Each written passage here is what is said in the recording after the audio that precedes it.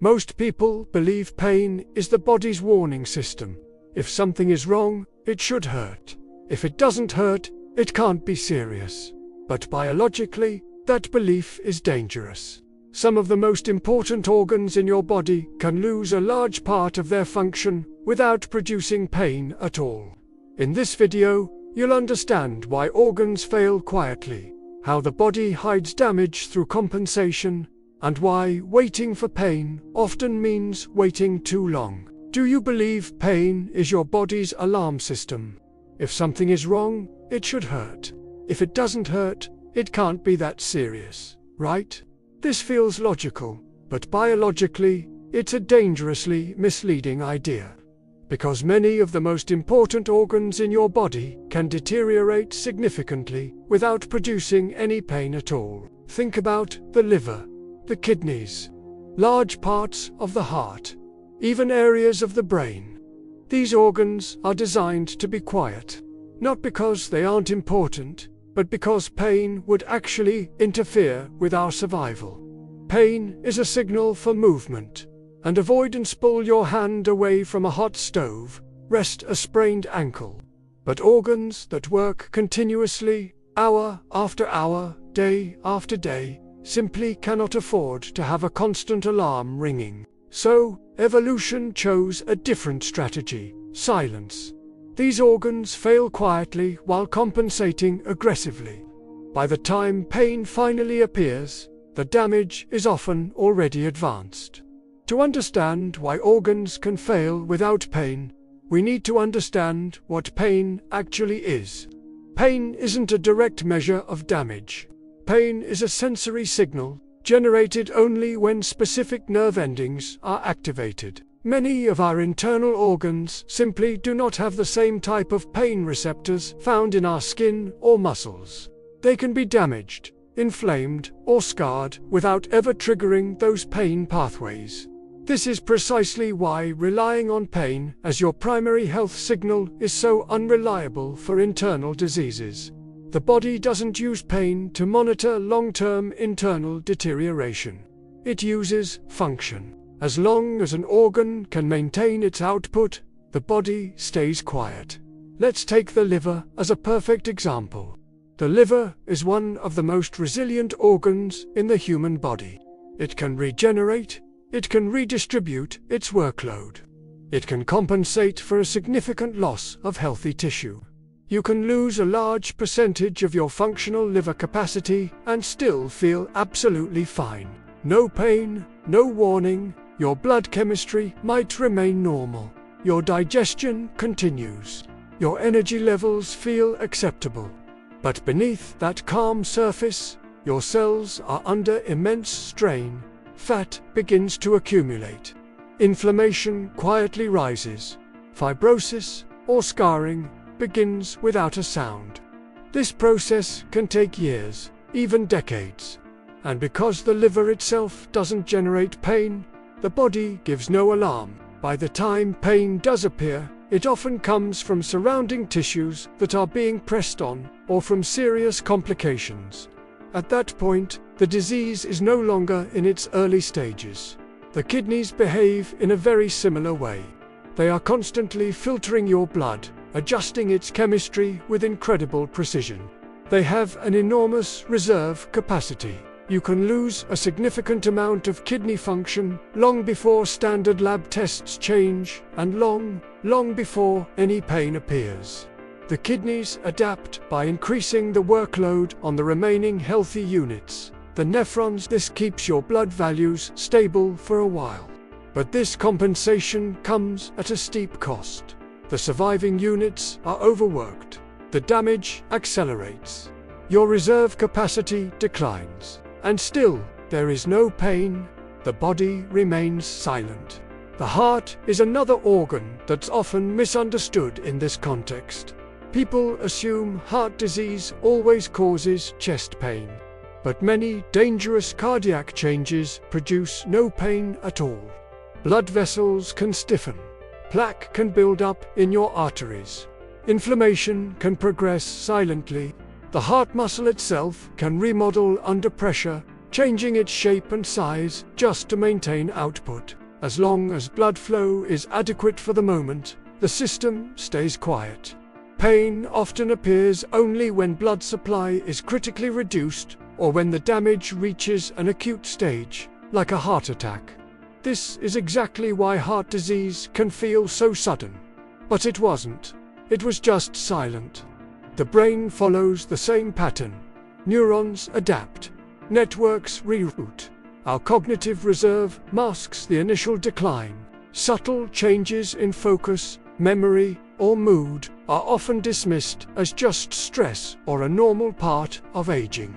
But these can be the earliest signs of biological strain. And still, there's no pain. Because pain is simply not how the brain reports its own deterioration. Across all these vital organs, the pattern is the same. Damage accumulates. Compensation hides it. Silence persists. Pain is not the early warning. Pain is the late consequence. This creates a dangerous illusion of safety. People assume they're healthy because nothing hurts. They wait for symptoms that are not designed to appear early in the disease process. They trust their feeling of comfort instead of understanding their biology. This is why so many diagnoses feel shocking. Fatty liver disease discovered by accident on an ultrasound for something else. Kidney disease found on a routine screening. Heart disease revealed only after an unexpected, life-altering event. Cognitive decline noticed only when it's too late to ignore. Nothing announced itself. But the body had been adapting, compensating, and straining for years. This silence is not a design flaw. It's a feature. It allows survival under stress. But in our modern world, where stress is chronic and recovery is often delayed, this same silence becomes incredibly dangerous. Because repair gets postponed quietly. Damage accumulates quietly. Our precious reserve capacity drains quietly. And people feel fine until one day they suddenly don't. Understanding this completely changes how we should think about health. Health is not comfort. Health is not the absence of pain. Health is functional resilience. It's the ability of our organs to absorb stress without being forced to slide into a state of constant compensation. Pain tells you when a system is completely overwhelmed. Biology, on the other hand, can tell you when a system is just strained. Most people only listen to pain. By then, the conversation is already late. In part 2 of this video, we will go even deeper into this silence. We'll explore how each major organ hides damage differently, why our modern lifestyles accelerate this silent failure, and what early biological signals you can look for that appear long before pain or a scary diagnosis. Because if you wait for pain, you are waiting for the final chapter. Make sure you're subscribed so you don't miss it. Thanks for watching. In our last video, we talked about a difficult truth. Pain is not an early warning system for your internal organs. Silence doesn't mean you're safe. Now, we need to go a layer deeper. Because the most important question is on just why organs fail quietly at S. How the body hides that failure for so long. The answer is a single, powerful word: compensation. Compensation is one of the most powerful survival strategies in human biology. When an organ starts to struggle, your body doesn't immediately sound an alarm. Instead, it gets smart. It redistributes the workload. It boosts efficiency. It borrows capacity from its reserves. As long as the overall output stays acceptable, the system remains quiet. This is precisely why early organ dysfunction feels completely invisible. You feel fine, so you assume you are fine. Let's look at how this plays out in some of your major organs, starting with the liver. The liver is a metabolic powerhouse. It's your body's main filter, processing toxins, regulating blood sugar, managing fats, and producing vital proteins. When liver cells start to suffer damage, maybe from fat accumulation, inflammation, or a high toxic load, the liver doesn't complain. It doesn't send out pain signals. Instead, the remaining healthy cells just work harder. Your blood chemistry stays stable. Your digestion continues as normal. You might feel a little more tired than usual, or notice that you're recovering more slowly from a workout, but nothing feels truly wrong. This is compensation in action. But compensation always has its limits. Over time, that constant inflammation can cause tissue to stiffen. Fibrosis can develop. Blood flow through the liver becomes less and less efficient. And still, no pain appears. Why? Because the liver itself has no pain receptors. Pain only shows up much later, when the organ has swollen so much that it starts stretching the tissues around it, or when serious complications arise. By then, the damage is no longer mild. The kidneys follow the exact same silent pattern.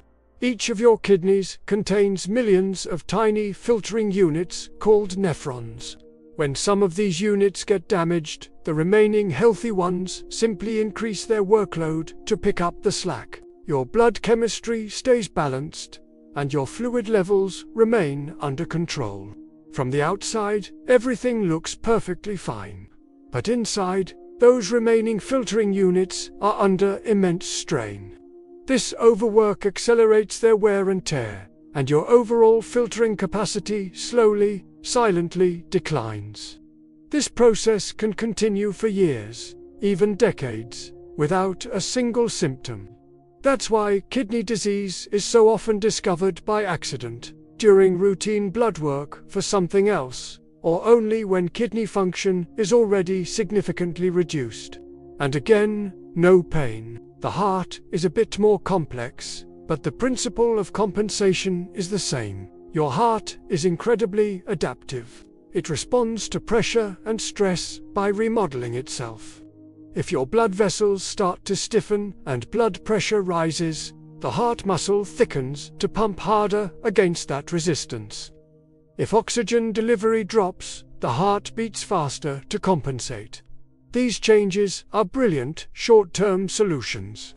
They keep blood circulating and keep you alive. But they always come at a cost. The heart's energy demand goes up.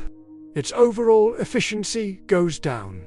Low-grade inflammation persists, yet there might be no chest pain, no dramatic warning signs. Not until the system of compensation finally fails. That's when symptoms like shortness of breath or chest pain can appear, seemingly out of nowhere. And the brain might be the most deceptive organ of all. The brain isn't a single, solid structure. It's a vast, interconnected network. When one area starts to function less efficiently, other regions step in to compensate. This is what we call cognitive reserve, and it's incredibly effective at masking early decline. You might find yourself forgetting names more often. Your focus might drift more easily. Your mood might change in subtle ways you can't quite put your finger on. But these changes are so easy to dismiss. We blame them on stress, getting older, or just being distracted. Biologically, however, they can be a sign of a system under strain. And still, no pain. The brain doesn't signal early trouble with pain. It signals through performance. And changes in performance are incredibly easy to rationalize away. Across all our major organs, the pattern repeats itself. Damage begins. Compensation hides it. Silence persists. And this silence isn't a design flaw, it's a survival feature. Think about it. Pain demands immediate action. If you touch a hot stove, pain makes you pull your hand away instantly. But internal organs can't just stop working. Your liver can't take a day off. Your heart can't stop beating. They have to keep the entire system running, even when they're under strain.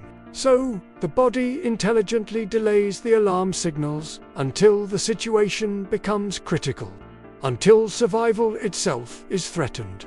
In our modern world, this ancient survival strategy has become dangerous. Our ancestors faced short bursts of danger, like running from a predator followed by periods of rest and recovery. But we face chronic, low-grade stressors that never seem to end. Our sleep is constantly disrupted. Our stress hormones stay elevated. The windows of time our bodies have for repair keep shrinking. This forces compensation to become a permanent state of being, not a temporary fix.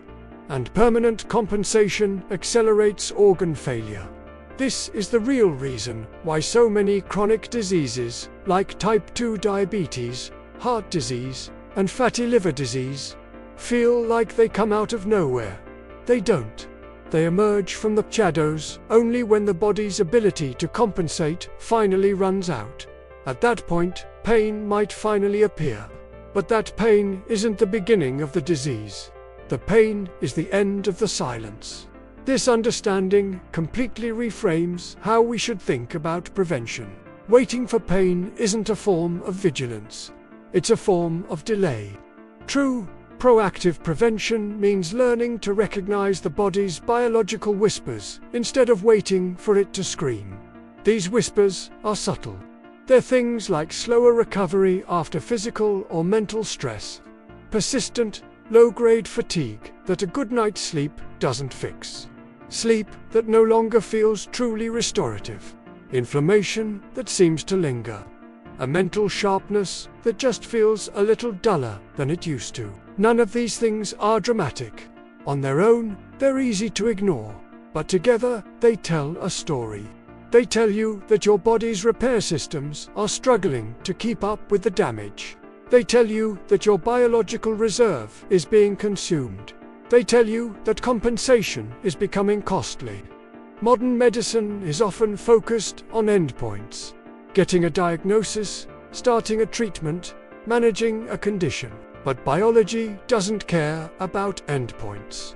It cares about trajectories. Biology asks different questions. How long has this system been under strain? How much reserve capacity is left? How resilient are the repair mechanisms? These are the questions that are central to long-term health, but they rarely show up on a standard lab report.